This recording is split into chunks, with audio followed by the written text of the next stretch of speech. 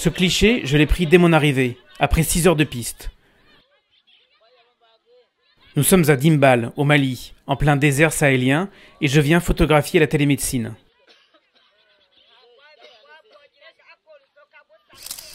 À l'abri de ces maisons en terre, grâce à une simple connexion Internet à haut débit, des médecins améliorent notablement la qualité des soins qu'ils dispensent. Est-ce que tu vois l'image? Tu reçois l'image?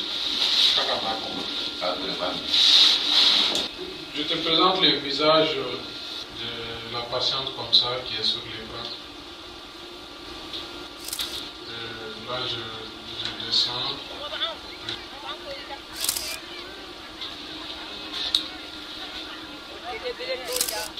L'hôpital rural de Dimbal est le premier centre de télémédecine rurale en Afrique subsaharienne.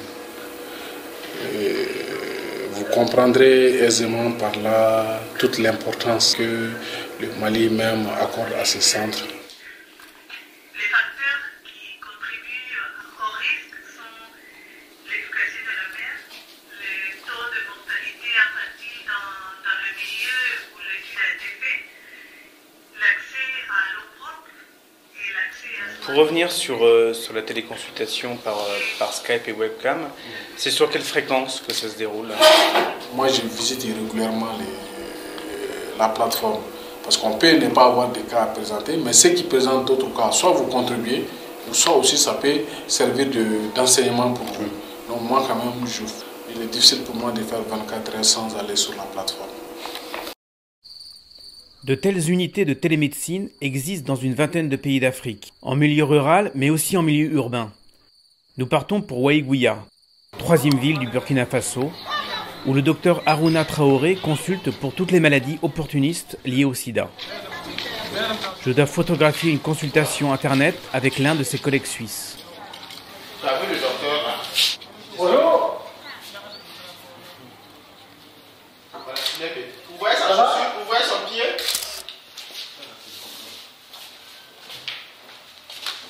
Ça a bien évolué. Je ne sais pas si vous avez envoyé les photos du pied. Oui, j'ai reçu tout ça. Pour que je vous envoie ça, ils seront coûteux et localisés, comme vous l'avez vu sur la photo, au niveau du pied droit. Et donc, moi, j'ai pensé à un examen de contact surinfecté et je l'ai mis sous Neurizone crème. Donc, quelques jours après, ça a en tout cas bien évolué. Alors moi, sur les photos, j'ai plusieurs commentaires à faire. Une bordure extrêmement nette, où il y a une ligne sur un des côtés. Et ça, c'est une première chose qui m'a un petit peu dérouté. Hein, c'est que cette ligne, cette bordure extrêmement nette. C'est la chaussure, je crois. Alors, un eczéma, normalement, on a un bord un peu émietté. Parce que j'ai de la peine à expliquer cette bordure, même si c'était protégé par la chaussure. Aruna, il faut lui demander si lui, il n'a pas mis des produits de santé. Non, Singa. Donc, lui, il a utilisé de la pénicilline à la maison. Ça ne s'est pas aggravé quand il a mis la pénicilline. Ça s'est aggravé, oui, avec la pénicilline. Parce qu'une des possibilités, c'est qu'il ait un eczéma, que le produit qu'il a mis, finalement, il a aggravé le problème parce qu'il a fait une deuxième allergie beaucoup plus puissante. Tu vois ce que je veux dire? Ok. Ce que je te propose, c'est qu'on ait une photo, mettons une fois par semaine, et qu'on décide ensemble quand est-ce qu'on arrête le traitement.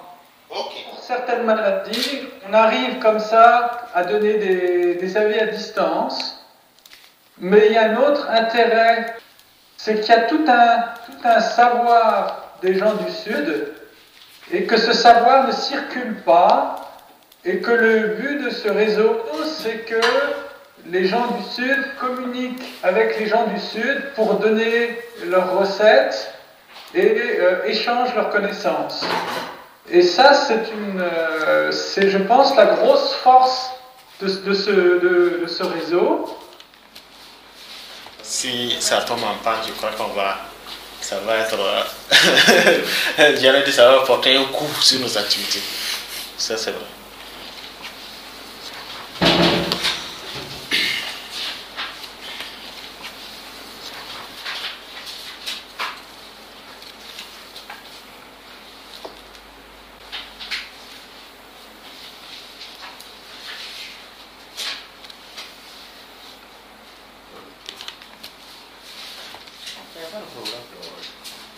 Et ça, il est où?